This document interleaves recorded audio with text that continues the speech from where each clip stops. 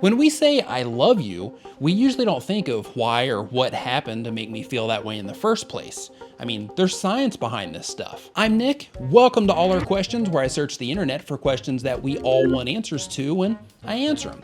Today's question is, what is love? We're gonna find out, and we're starting right now. When talking about love, first, we have to define what kind of love it is that we're talking about. Impersonal love is like loving your favorite food, or loving a cause, or loving that pair of shoes that you got at the mall the other day. Interpersonal love refers to the love between humans. You know, the romantic stuff that movies and fantasies are made out of. That is the love that we're talking about today, and this question of interpersonal love and what it is and what makes it happen brings us to Helen Fisher. Helen is an American anthropologist and human behavior researcher, also known as the expert on the biology of love and attraction. According to Helen, love stems from three main emotions. The first one is lust. If you watch 50 Shades of Grey, you're probably familiar with what lust is. The second one is attraction. This one determines what mates find attractive and what they pursue. The third one is attachment, which Helen defines as the deep feelings of union with a long-term partner. This union that she speaks of comes from having children or sharing a living space or having feelings of safety and security with the person that you're with. She says romantic love begins as the person that you're with takes on special meaning. And then, as you focus intensely on that person that you're with, you can have all kinds of bodily indicators of the initial stages of being in love. Warning, side effects of love include separation anxiety, possessiveness, a pounding heart, shortness of breath, increased testosterone or estrogen, and can cause your brain to release neurotransmitter hormones, dopamine and serotonin, which are the things that get released by amphetamines and can lead to increased heart rate, loss of appetite, and an intense feeling of excitement. The rabbit hole of love goes even deeper.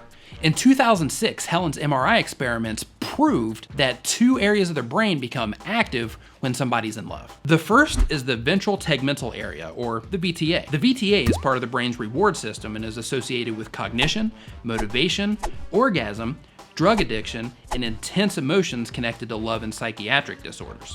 The second is the caudate nucleus, which is connected to vocabulary, movement, learning, memory, sleep, and social behavior. Now, all those crazy feelings that you have when you're falling in love make sense. Unfortunately, love and attraction statistically dwindle away after 1.5 to 3 years on average.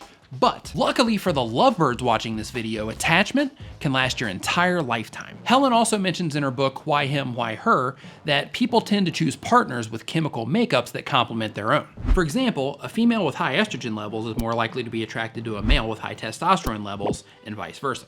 Chemically, there's also something called the major histocompatibility complex, or MHC, for those of us who never want to say that again. MHC is a set of genes that might play a role in picking partners by how they smell.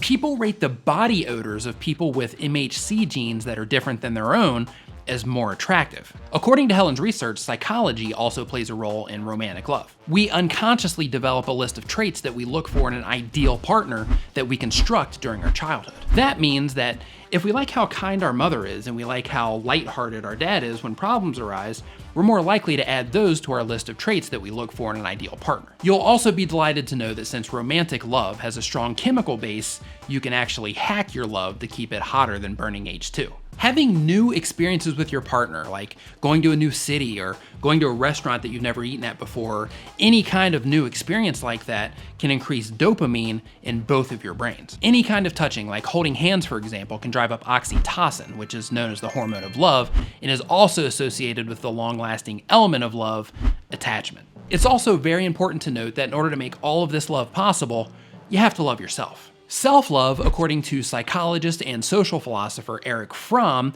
is not to be confused with conceit or arrogance. Self-love is simply taking responsibility for yourself and caring about yourself and being honest with yourself about your dreams, your desires, your strengths, your weaknesses, as well as knowing what you are willing to put up with or sacrifice for another person. Self-love is about making sure that you're okay and that you're being treated fairly in life and in your relationships, and that you're willing to express yourself, your desires and your expectations of all the people that you deal with and the person that you're falling in love with. If you love yourself, you're going to increase your chances of having a healthy and long-lasting attachment period, because according to Erich Fromm, you must first love yourself in order to truly be able to love another person. So love yourself, love others, and send some love my way by leaving a comment below and let me know who or what it is that you love. And after you leave your comment, go ahead and share this video with the person that you love as a way to let them know that you love them. And if you're not already subscribed, you are going to love the videos that are on the way. So make sure to hit the subscribe button somewhere on this page so you can get more answers to all our questions. Thank you so much for watching. I'll see you next time.